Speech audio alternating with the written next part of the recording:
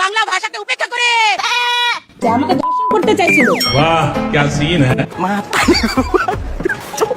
পাগল মনে শত আবদার পূর্ণ কে করিবে তাদের শাস্তি চাই।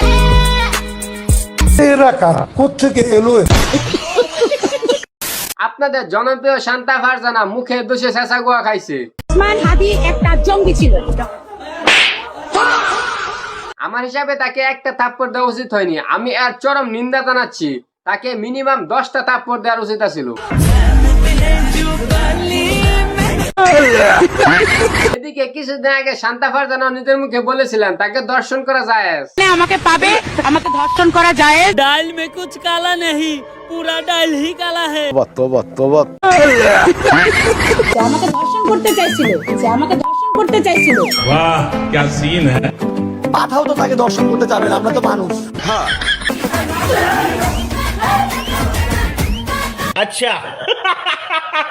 এরকম মগকে আর কোন বোকাচন্দ্র দর্শন করতে রাজি হচ্ছে না। দেখি চুর সিদ্দিক নিয়ে রাজি হয়। খারাপ কামে না দেন না আমাকে। এইবার কি করি বলেন, চুরা সিদ্দিকও রাজি হয় না। আমার ভুল হয়েছে, ক্ষমা করে দে। আজকা কালকার কুকুর আদব কায়দা হারিয়ে ফেলছে। আসলে এই মেয়ের সাথে এটা করা উচিত হয়নি। কি আর করার, কুকুরেরও জরুরি জায়গার দরকার ছিল। আপনারা কি সুন্নতি ডান্স শিখতে যাচ্ছেন? তাহলে আর দেরি নয়, 100% জান্নাত থেকে পালিয়ে আসা পরিদের সাথে ডান্স করার সুযোগ আছে। আমার পাগল মনে শত আবদার পূর্ণ কে করিবে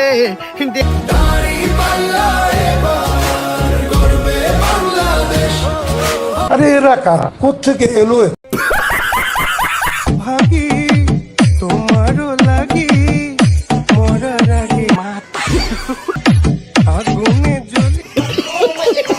বাঙালি বলে কথা, নাচতে চাইলে পাদের শব্দ নাচা যায়। এটা তো স্যাড সং মাত্র, তাদের কাছে এটা কোনো বিষয়ই না। আপনি কি অন্য কোনো দেশে বিদ্যুতের সাথে বাংলাদেশের বিদ্যুতের তফাৎ খুঁজতে চাচ্ছেন? কোনো সমস্যা নাই, আমি নিশ্চিত বাংলাদেশ 1 নাম্বার হবে। দেখেন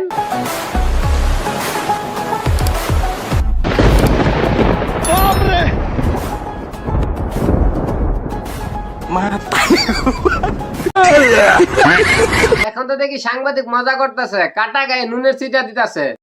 যে সাংবাদিক চোখ মুখ দেখে বুঝে না, আমি তার চাকরি খাওয়ার জোর দাবি জানাচ্ছি। কেন চিনো না তুমি? চিনো না ওদেরকে? নাটক করো নাকি? সেই সাথে এই প্রথম দেখলাম কোন মেয়েকে মারায় পাবলিক এত পরিমাণ খুশি হয়েছে। আমার কিন্তু দুটোটা লাঞ্চ ছিল না। अच्छा এখনো নাই, এখন আমার এই লাঞ্চ নাই, দুটোটা লাঞ্চ নাই। বাবা বলছে, আমার ডাক্তার বলছে এটার ভিতর দিয়া বাজারে আমার বিয়ে দিছে, 3টা বাচ্চা হয়েছে এবং আমি ফুল সুস্থ। ठीक है समझ गया। লাঞ্চ নাই 2টা, সন্তান হয়েছে 3টা। কেমনে কি? এটাই মনে হয় বাবার পাওয়ার। কিন্তু লাঞ্চ 2টা কি, এটাই তো বুঝলাম না। আপনাকে বিয়ে করতে হলে একটা ছেলেকে প্রতি মাসে কত টাকা ইনকাম করতে হবে? আমাকে যে বিয়ে করবে বা লাইফ পার্টনার হিসেবে চাই তাকে এভারেজ 20 থেকে 50 কোটি টাকা ইনকাম করতে হবে।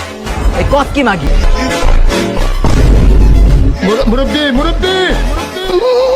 ওর সার্ভিস আছে তো কেমনে? ওর শরীরে টোটাল কাপড় সহ হয়তো 150 টাকা। আপনি কি জানেন কত টাকা ইনকাম করলে বিয়ে করা যায়? চলুন তাদের মুখে শুনে আসি। ছেলের কত টাকা ইনকাম থাকলে আপনি তাকে বিয়ে করতে রাজি হবেন? 10-12 লাখ টাকা। 10-12 লাখ টাকা। আপনার বাপে দেখছে 10-12 লাখ টাকা। ভাই, সাংবাদিকের জবাবটা সেই ছিল। আমরা প্রতিদিনই দেখি, আমার বাবা প্রতিদিনই দেখে। কিভাবে দেখে? এত টাকার উৎস। আমার বাবা রাজনীতি করে, বিএনপি নেতা আমার বাবা। মেয়েটা কিন্তু কম খারাপ না, আমার ভালোই লেগেছিল। কিন্তু মাসে 10 থেকে 12 লাখ টাকা তো দূরের কথা, আমার মাসে 500 টাকা ইনকাম করা কষ্ট হয়ে যায়। কারণ আমার ভিডিও দেখা মানুষগুলো শুধু ভিডিও দেখে, সাবস্ক্রাইব করে না। সাবস্ক্রাইব করলে অবশ্যই আমি রিস্ক নেব, কথা দিলাম। এখন আপা আপনাকে বলতেছি, কিছু টাকা কি ডিসকাউন্ট দেওয়া যায় না? না মানে ডিসকাউন্ট দিলে একটা রিস্ক নিতাম আর কি।